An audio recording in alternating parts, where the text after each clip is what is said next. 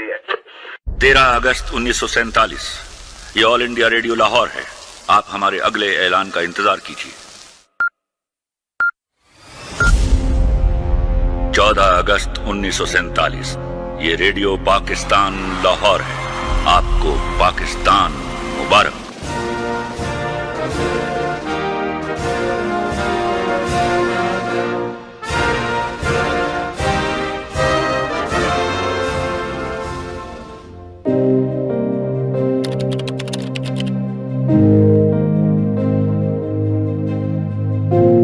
देखिए, पाकिस्तान एक आम ममलकतों की तरह का मुल्क नहीं है। इसकी बहुत खुसूसी नौइयत है क्योंकि ये 20वीं सदी का एक तरीके से मोजज़ा था। हमें आज़ादी मिले हुए बहुत देर नहीं हुई, चुनांचे ज़रूरी है कि हम अपना यौम आज़ादी बहुत जोश और जज्बे के साथ मनाएं, और इस जज्बे के साथ मनाएं कि हमने इस कौम को, हमने इस मुल्क को लेके आगे चलना है, इस मुल्क को संवारना है। कायद-ए-आज़म मोहम्मद अली जिन्ना ने पाकिस्तान के लिए एक बाकायदा स्ट्रगल की थी, आइनी और कॉन्स्टिट्यूशनल स्ट्रगल, और उसके नतीजे में ये मुल्क बना था। ये इलाका आपको पता है, यहाँ एक रॉन्ग थ्योरी पेश की जाती है, गलत प्रजम्पशंस जो है, ख़ास तौर पे जो भारतीय हैं, बीजेपी या वहाँ पे हिंदू जो हैं वो प्रेजेंट करते हैं कि जी यहाँ पे तो हिंदू स्टेट थी, उसको डिवाइड कर दी। और भाई यहाँ पे ये सब कॉन्टिनेंट था, बर सग़ीर था, यहाँ पे ईस्ट इंडिया कंपनी थी। इधर अगर किसी एंशिएंट डेज में हिंदू रिलीजन आया तो उसके बाद मुग़ल डायनेस्टी भी आई जो कितने सौ साल रही, और उसके अंदर चीज़ें चली। उसके बाद ईस्ट इंडिया कंपनी आ गई। ईस्ट इंडिया कंपनी जो है वो उससे जब सेकेंड वर्ल्ड वॉर वगैरह हुई तो ब्रिटिशर्स वर अंडर प्रेशर, आपको पता है बहुत सारे फिर यहाँ पे मूवमेंट भी शुरू हुई थी। तो उन्होंने फिर इस खित्ते को जब आज़ादी दी तो सब कॉन्टिनेंट को आज़ादी दी, भारत को आज़ादी नहीं दी। और मैं तारीख़ में नहीं जाऊँगा, लेकिन ये है कि जब पाकिस्तान बना था तो it was like the Siamese twins. वो जुड़वां बच्चे दो होते हैं जो मुकम्मल तौर पर अलग होते हैं, other than a little bit of heart and mind connection. यानी मशरक़ी पाकिस्तान और मगरबी पाकिस्तान, ये दो उस जुड़वां जो थे ना, दो बच्चे थे। और उस सिचुएशन का फ़ायदा उठाकर हिंदुस्तान ने हमें दो लख्त किया 24 सालों के बाद, 24 सालों के अंदर। और सो आधा पाकिस्तान कट गया हमसे बदकिस्मती से। ज़ाहिर है वो असल पाकिस्तान था। मैं हमेशा कहा करता हूँ क्योंकि मशरक़ी पाकिस्तान वो खित्ता था बर्रे सग़ीर में जहाँ मुस्लिम लीग बनी थी, पाकिस्तान की जो फाउंडिंग पार्टी थी, और जहाँ पे पहली दफ़ा बर्रे सग़ीर में हिंदुओं और मुसलमानों के दरमियान सेपरेट इलेक्ट्रेट का जो प्रिंसिपल है उसकी तरफ बाकायदा एक कदम उठाया गया था कि एक 35 member Shimla deputation Lord Minto को मिला था 1909 में, नहीं 1906 में मिला था, और डिमांड किया था कि मुसलमानों के लिए सेपरेट इलेक्टेड होना चाहिए, कि मुसलमानों को हिंदुओं के साथ ना मिक्स किया जाए।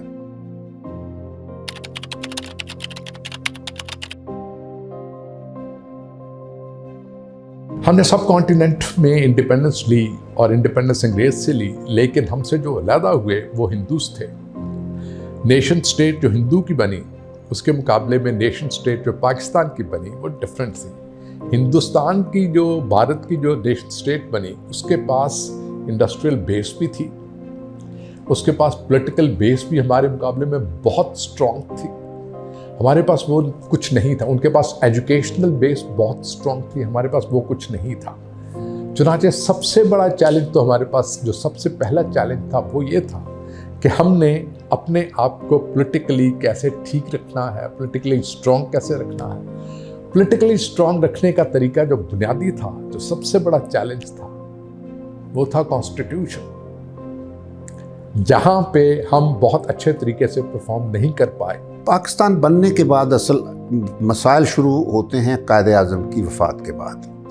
कायद-ए-आज़म ने पहले साल में ही, एक्चुअली वो 13 महीने के अंदर उनका इंतकाल हो गया था, लेकिन उन 13 महीनों में ही उन्होंने कुछ पाकिस्तान के हालात जो थे उन लोगों को देख लिया था, भांप लिया था, जिनके हाथों में पाकिस्तान का मुकद्दर जा रहा था, तो उनको कैलिबर कहीं नज़र नहीं आया। और उन्होंने उस 13 महीनों में मशरक़ी पाकिस्तान भी गए, बलूचिस्तान भी गए, फ्रंटियर उस वक्त कहते थे, फ्रंटियर भी गए, सिंध और पंजाब, लोगों को बराह रास्त कांटेक्ट करके उन्होंने बताया कि मैं क्या चाहता हूँ। पाकिस्तान जब आज़ाद हुआ तो चैलेंजेस इतने थे कि दफ्तर कोई नहीं थे। और जब मैं तारीख़ पढ़ता हूँ तो उसमें ये आता है कि मैं पढ़ रहा था, उन्होंने कहा कि जी हमारे पास जो अब हम दफ्तरों में काम करते थे, जो ज़माने में लोग आए थे इंडिया से, बहुत बड़े पढ़े लिखे लोग भी थे जिन्होंने यहाँ के, जैसे कुदरतुल्लाह शाह जैसे लोग थे जिन्होंने, और इस तरह के बेताशा जिन्होंने आके पाकिस्तान का निज़ाम संभाला, तो वो कहते हैं कि हमारे पास वो अपना पेपर पेन नहीं थी, तो हम जाके बाहर से वो कांटे तोड़ते थे, उससे पेपर पेन, उससे हम कागज़ों के यकजा किया करते थे। मैं बताता हूँ, लोग सोचते हैं कि जी इंडिया के पास सब कुछ चला गया, सब कुछ चला गया, उन्होंने हमें दिया ही कुछ नहीं था। जब पार्टीशन हुई, जो हमारा हिस्सा बनता था, जो एसेट्स में, इंडिया के एसेट्स में हमें कुछ नहीं दिया, ना फौजी मटेरियल में, ना सिविलियन में, कैश तक नहीं हमें दिया बजट का। तो हम बिल्कुल भूखे नंगे मुल्क के तौर पर वजूद में आए थे। सबसे बड़ा चैलेंज जो था वो कॉन्स्टिट्यूशन मेकिंग थी। कॉन्स्टिट्यूशन मेकिंग के अलावा फिर जो बाकी चैलेंजेस थे वो अपनी जगह पे थे। पॉपुलेशन थी और बड़ी पॉपुलेशन थी। एग्रीकल्चर जो है उसको आगे निकलना था, इंडस्ट्री को आगे निकलना था। चुनाचे एग्रीकल्चर में पहला ग्रीन रेवोल्यूशन आया, इंडस्ट्री में पहली इंडस्ट्रियल रेवोल्यूशन उसी ज़माने में आई। और उस ज़माने में इंडस्ट्री और एग्रीकल्चर और हम लोगों ने मिलके, ब्यूरोक्रेसी ने मिलके इस मुल्क के वास्ते वो मॉडल बनाया जो साउथ एशिया और साउथ ईस्ट एशिया में एक रोल मॉडल बना। हमारे जो प्लानिंग के पेपर्स थे, हमारे जो प्लानिंग के डॉक्यूमेंट्स थे, वो साउथ कोरिया लेके जाता रहा, वो सिंगापुर लेके जाता रहा, वो मलेशिया देखता रहा, सो ऑन सो फोर्थ। सो हमने कुछ काम किया उस ज़माने में, बहुत बड़ा काम किया उस ज़माने में। चुनांचे हमने एज ए नेशन बहुत कुछ करने के, सो पहला दूसरा चैलेंज वो था। Obviously, after that, we have faltered on many issues, we have failed on many counts, but the best point of Pakistan was that its youth, its people are largely committed to the state. फिर आपका तनख्वाह देने के लिए पैसे नहीं थे। फिर जैसे मैंने आपसे, जैसे पाकिस्तान को रिसोर्सेज नहीं मिले थे, जो डिफेंस का शेयर मिलना था वो नहीं मिल रहा था, जो इकॉनमी का शेयर मिलना था वो नहीं मिल रहा, चीज़ों को खुद चलना था। मेरा ख्याल पाकिस्तान की पहली तनख्वाह भी किसी प्राइवेट लोगों को, प्राइवेट चैनल से ही आई थी। फिर आपके पास जैसे कायद आज़म रहमतुल्लाह अलैह की अगर आप उनकी वसाल का पढ़े तो आप पता है जब उनको ज़ियारत से लाया गया तो जो एम्बुलेंस उनको लेने गई थी वो रास्ते में क्रैक कर गई थी। अब उसके ऊपर बहुत सारी थेरियाँ बनती हैं, लेकिन मेरा ख्याल जब मैं उसमें स्टॉक पाइल देखता हूँ कि पाकिस्तान में उस वक्त कितने ऑफिशियल व्हीकल थे, तो मेरे वो एक ही मेरा ख्याल एम्बुलेंस थी कराची में जो उनको, तो ये इस किस्म के जो और वो पाकिस्तान ने फेस की। और मैंने अपनी ज़िंदगी में वो देखा है कि जब मैं MA करके मुझे गवर्नमेंट की तरफ से लेटर, उस वक्त मैंने चूँकि फर्स्ट डिवीज़न ली थी तो मुझे कहीं अप्लाई नहीं करना पड़ा, मुझे आ गया था अपॉइंटमेंट लेटर कि मैं गवर्नमेंट कॉलेज लाहौर में लेक्चरर अपॉइंट हो जाता हूँ, तो बग़ैर अप्लाई किए। लेकिन उस वक्त जगह नहीं थी, वहाँ कहा गया कि चंद महीनों के लिए तुम रहीम यार खान जाओ। वहाँ एक हाई स्कूल को अपग्रेड करके कॉलेज बना दिया गया था, तो मैं वहाँ लेक्चरर बन के गया।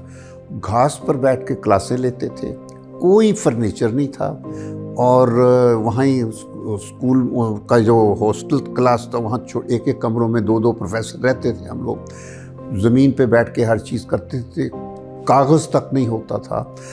इसी तरह मैंने प्राइमरी स्कूल में जब पढ़ा था वो भी इसी किस्म का था, लकड़ी की तख्तियाँ होती थी, उस पे हम लिख कर प्रैक्टिस करते थे। तीसरा चैलेंज डेफिनेटली था लिटरेसी को आगे बढ़ाने का सिलसिला। लिटरेसी को आगे बढ़ाने में भी हमने काफ़ी कुछ किया, लेकिन अभी उसमें बहुत कुछ करने की ज़रूरत है। हेल्थ में बहुत कुछ करने की ज़रूरत अभी बाकी है, लेकिन उस ज़माने में बेसिक हेल्थ यूनिट्स जो बने, वो ऑब्जेक्टिव था हेल्थ को गांव के लेवल तक लेके जाने का। इंफ्रास्ट्रक्चर उस ज़माने में दे दिया गया, उस इंफ्रास्ट्रक्चर को हम प्रॉपरली यूटिलाइज कर लेते, जिसको आप ہم اب بھی کر سکتے ہیں تو ہم ہیلتھ میں بھی اپنا بہت کچھ دے سکتے تھے.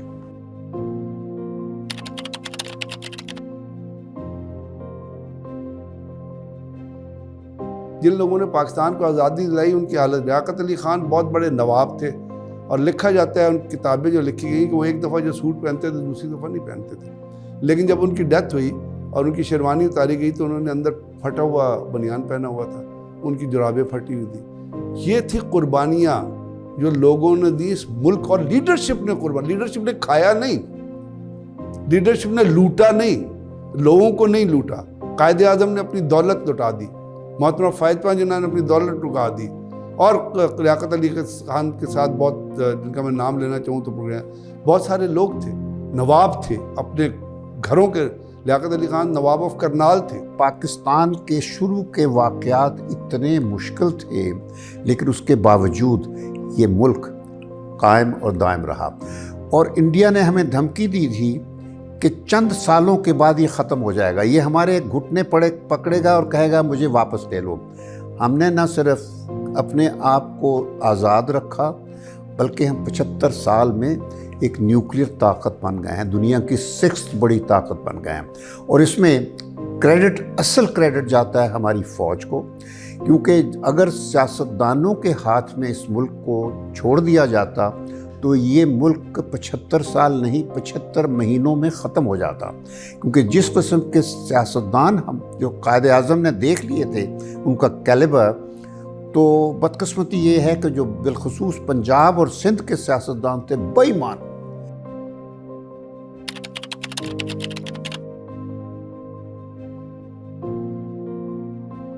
چنانچہ اگر مجھ سے اسٹوڈنٹس پوچھتے ہیں کہ کیا پاکستان میں کوئی خوش آئند، کوئی اس کا اچھا مستقبل ہو سکتا ہے، تو میں انہیں کہتا ہوں ہم اچھا مستقبل، ہمارے پاس اچھا ماضی رہا ہے، چنانچہ ہمارے پاس اچھا مستقبل ہونے کے بہت شاندار چانسز ہیں. پہلی بات. دوسری بات، یوتھ بلج ہے ہمارے پاس.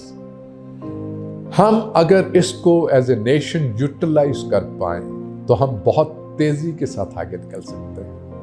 یوتھ بل جہاں جہاں پہ آیا وہاں پہ قوموں نے بہت تیزی کے ساتھ ترقی کی.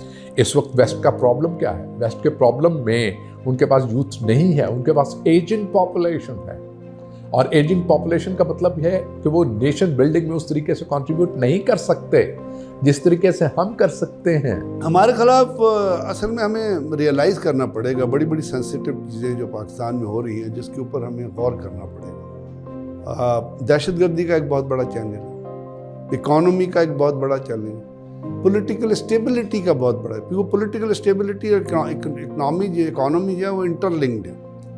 اگر پولیٹیکل اسٹیبلٹی ہوگی تو آپ کی اکانومی بڑھی گا. آپ کو پتہ ہے اب ہمارا جو فارن ایکسچینج ریزرو ہے وہ کہاں چلا گیا، لون ہم لے کے کہاں پہنچ گئے. پاکستان کا اس وقت فارن ڈیٹ کتنا کھڑا ہوا ہے، انٹرنل ڈیٹ کتنا کھڑا ہوا ہے، ہم نے اس کو کس طرح میٹ کرنا ہے، ہماری ٹائپ آف گورنمنٹس کیسی ہونی چاہیے. یہ ایکسٹرا ویجز جو آپ کو گورنمنٹ میں نظر آتی ہے، یہ جو خرچے اب دیکھیے نا، آپ پاکستان کین ناٹ افورڈ 100 لوگوں کی کیبنٹ. تو اب وقت آ گیا ہے کہ ہماری جو پرائرٹی ہونی چاہیے وہ ملک کے اندر امن لانا ہے.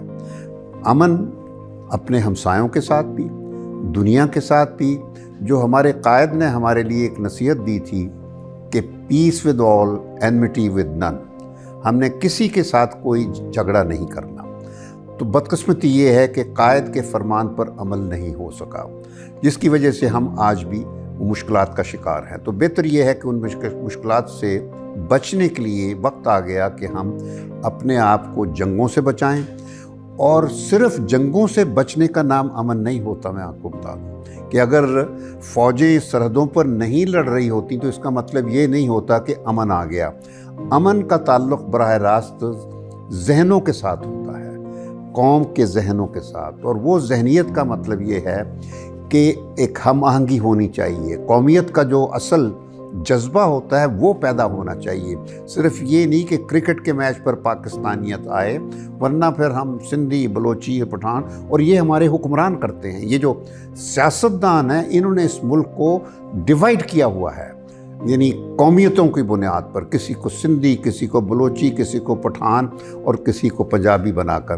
तो अब ये आ गया कि ये हम इन बुनियादों पर अपने आप को तकसीम रखने की बजाय एक कौम के तौर पर सोचें। अशफाक अहमद कहा करता था कि इस मुल्क का मुस्तकबिल उस वक्त अच्छा हो जाएगा जब इस मुल्क की ख़वातीन वो आगे बढ़ने लग जाएंगी। मैं अपने गांव में पिछले दिनों गया हुआ था तो मेरे पास एक शख्स आया, उसने कहा मेरी बेटी ने MPhil कर लिया है, उसने अब PhD करनी है।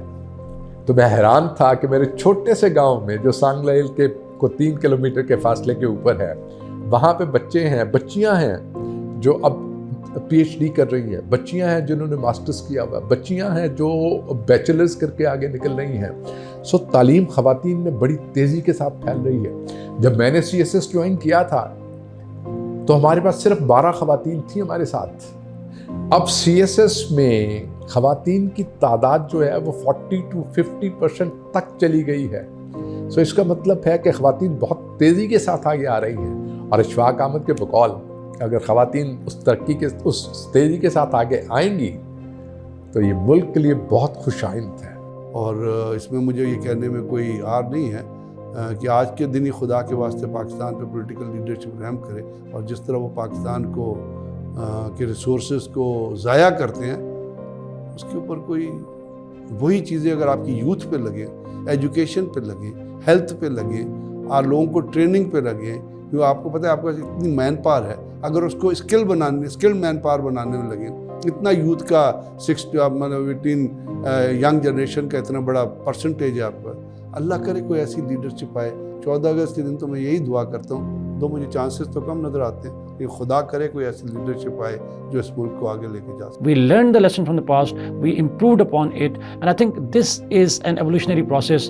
The best decisions are not made overnight. The best possible decisions are made based on the lessons that a state learns, and I think Pakistan has learned lessons the hard way, but we have learned the lesson. That's the biggest achievement. इंशाअल्लाह पाकिस्तान फिर उसी तरह मजबूत खड़ा होगा। और मैंने बिलखसूस चूँकि न्यूक्लियराइजेशन के वक्त, ओवर्ट न्यूक्लियराइजेशन जो हमने 98 में की थी, पाकिस्तान को वो क़ुव्वत हासिल कर ली थी जिससे पाकिस्तान को अब कोई ताकत तबाह नहीं कर सकती इसके ख़िलाफ़। तो फ़ौज जो है हमारी आजकल दबाव में है, उसकी वजह यही है जो वाक़यात हुए हैं। अब इंशाअल्लाह ताला जो लोगों और फ़ौज के दरमियान फ़ासले ख़त्म हो जाएंगे, फ़ौज दोबारा अपनी जगह लोगों के दिलों में बनाएगी। मेरी उम्मीद है, मैं उम्मीद करनी चाहता हूँ कि ये फ़ौज ये करेगी, क्योंकि किसी मुल्क में फ़ौज अपने ही अवाम के ख़िलाफ़ नहीं लड़ा करती। तो ये जो चीज़ है ना, इस बात का एक ख़्याल रखना होगा। तो हमें उम्मीद है इंशाअल्लाह पाकिस्तान वापस अपनी जगह पर आ जाएगा। और आखिर में मैं अहमद नदीम कासमी के उस किते से बात ख़त्म करूँगा, क्या अपना सुराग खुद नहीं पाओगे, क्या फिर कोई अजनबी बुला लाओगे, ये राह तो इसी मोड़ पे मुड़ जाएगी, कहो अहले वतन कहाँ जाओगे। बस।